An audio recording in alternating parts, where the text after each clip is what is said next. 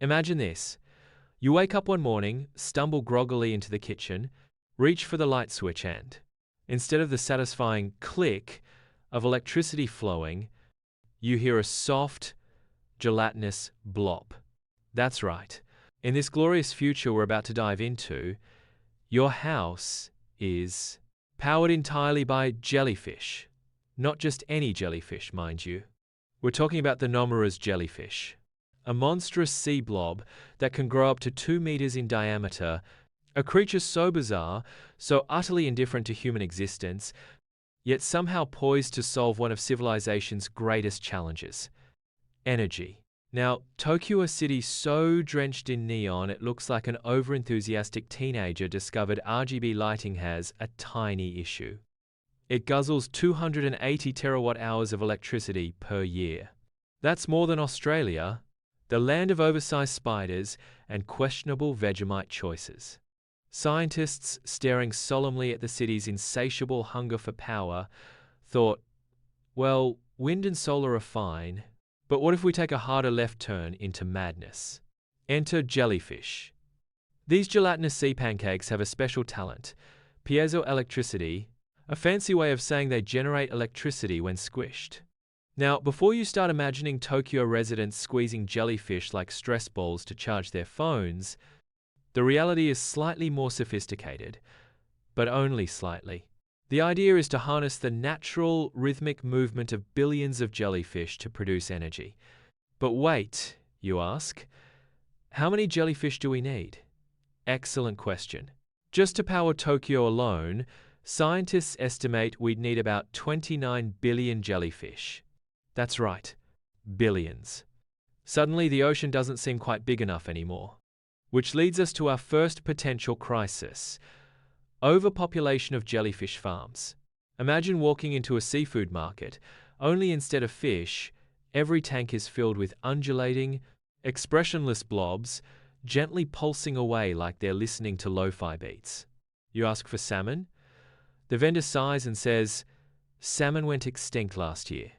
We only have jellyfish. Would you like them fresh or electrified?" Now, let's talk about home applications. You might be wondering, could I have a personal jellyfish generator? Absolutely. Picture it. Sleek, modern, home jellyfish tanks, each connected to your electrical grid. Need to charge your laptop? Just poke your jellyfish gently, not too hard, unless you want your toaster to start broadcasting whale noises. And it's not just households. Soon, corporations get involved. Google announces its new Jelly Cloud, the world's first jellyfish-powered server farm. Elon Musk tweets about an electric jellyfish Tesla, the autopilot feature still questionable. Meanwhile, IKEA starts selling flat-packed jellyfish energy kits, assembly required, and the instructions are just a single sheet of existential dread. Now, let's push this madness further. If jellyfish power becomes the norm, traditional power plants start shutting down. No more wind turbines, no more fossil fuels, just endless, undulating waves of bioelectric blobs. But with great jellyfish farms comes great responsibility. And suddenly, governments get involved. New policies emerge, the jellyfish energy tax, because nothing says innovation like bureaucracy. Jellyfish smuggling rings. Desperate nations resort to the dark underbelly of illegal jellyfish trade. Jellyfish rights movements. Because let's face it, at some point, someone will argue that jellyfish should unionize. And then, the ultimate disaster scenario unfolds. One particularly aggressive jellyfish escapes its farm, swims deep into the ocean, and sends electrical pulses so powerful that they trigger a global blackout. Chaos erupts. Planes lose power mid-flight. Wi-Fi goes down. Civilization teeters on the brink. Yet, in the darkness, one man stares solemnly at his tank of jellyfish-powered lights, whispers, "We flew too close to the sea," and sighs.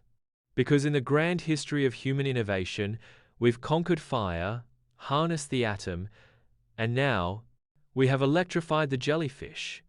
Brilliant? Absolutely. Terrifying? Without a doubt. The future? Well, that depends. Are you ready to power your house with a squishy sea blob? Because Tokyo just might be.